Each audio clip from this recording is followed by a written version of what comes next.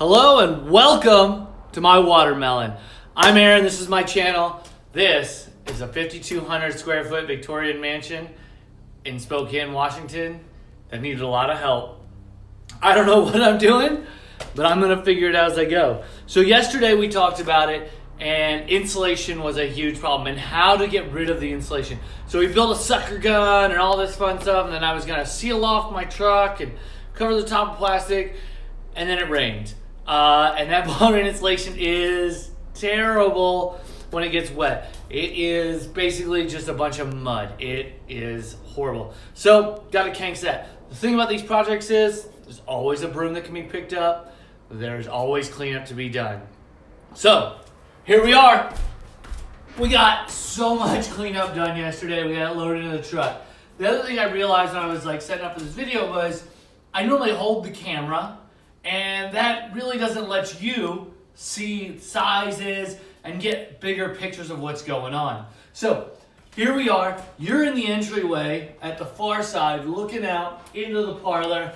We've got our dining room over there, and then the stairs run right here.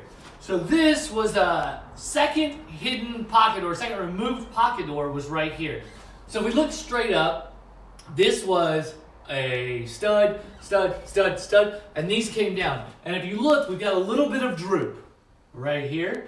And I don't know how well you're gonna be able to see it on that camera because you're kind of far away, but you can see where they did this old school framing up here.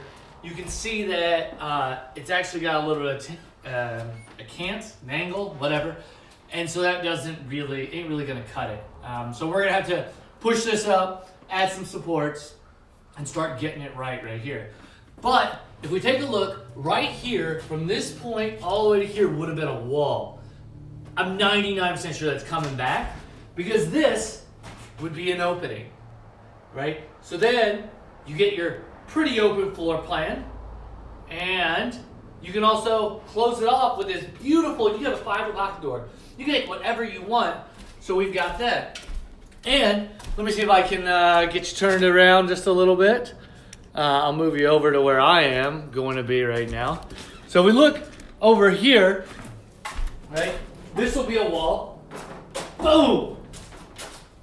Boom! Right? But this will be open also. So opening, right? Two separate rooms, still be able to connect them, but also be able to close them off. I like it. I like the idea a lot. It provides a lot of versatility for the home. So, kind of digging that a lot. So what? Let's go upstairs for just a second. So, like I said, we got a bunch of cleanup done yesterday. And here we go. The upstairs is no exception, right?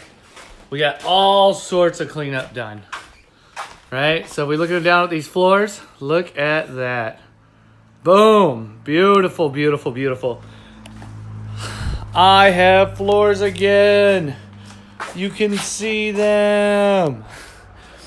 And we can push through over here into the other two rooms. Look at that. So, pretty cool. Really digging it.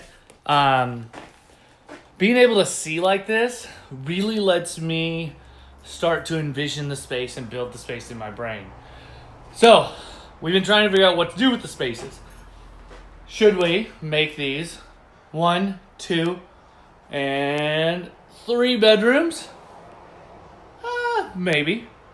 Or should we do 1 bedroom, like a guest bedroom, maybe even a nursery, right? If you've got a new family, right? For whoever comes in after me, if I don't keep this place forever.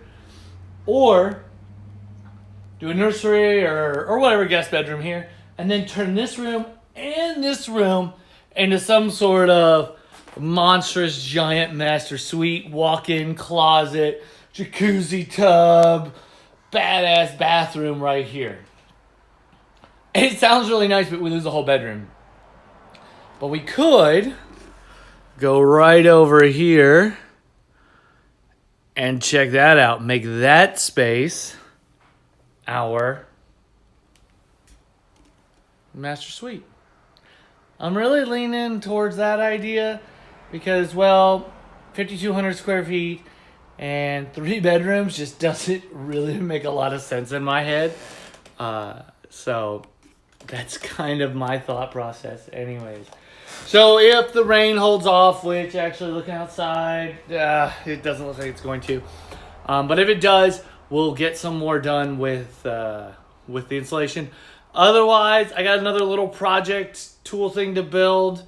That's pretty important. Huge shout out to my buddy Mike.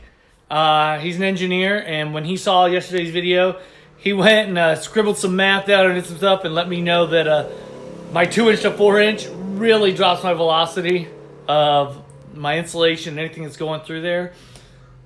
Luckily for me right now, I've got tons of power to pull it through, but I would probably be better off just using the 4-inch pipe. So once we get up into some of the other spaces, we will probably be just using the 4-inch pipe.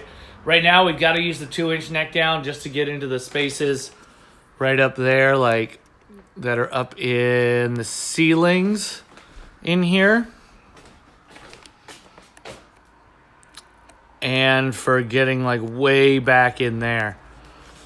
So we'll have to use that 2-inch, but it pulls up the dusty insulation just fine. I have noticed that he's 100% right. You do lose some velocity in the 4-inch pipe, which honestly, when we're up in some of these dirtier areas, isn't that big of a deal because the dust keeps moving, the insulation keeps moving, but some of the heavier objects, the wood and stuff, doesn't. And since we're trying not to damage the impeller on the dust extractor, that's actually not a terrible thing. So we're sitting there weighing options, trying to figure things out. Every day here is a learning experience. Every day feels like a week or a month. And so if you're watching all the playlists and you're like, but he just said this or he just said that, and that was just yesterday, or for you that was 5 minutes, for me that's 48 hours. And realistically, for me mentally, that's probably like 2 months worth of thinking and trying to figure things out. So that's why things are changing and moving so fast. Partially because, I don't have a clear plan. I don't have a clear vision. I have some ideas and some general thoughts of what I want. But until we really get this down to the 2x4s and the studs and get a full visual of what we've got, what we can work with, it's going to be really hard to build that idea. So anyways, I want to say thank you to everybody. You guys have been just phenomenal as we look at that ceiling and see how nice and clean it is.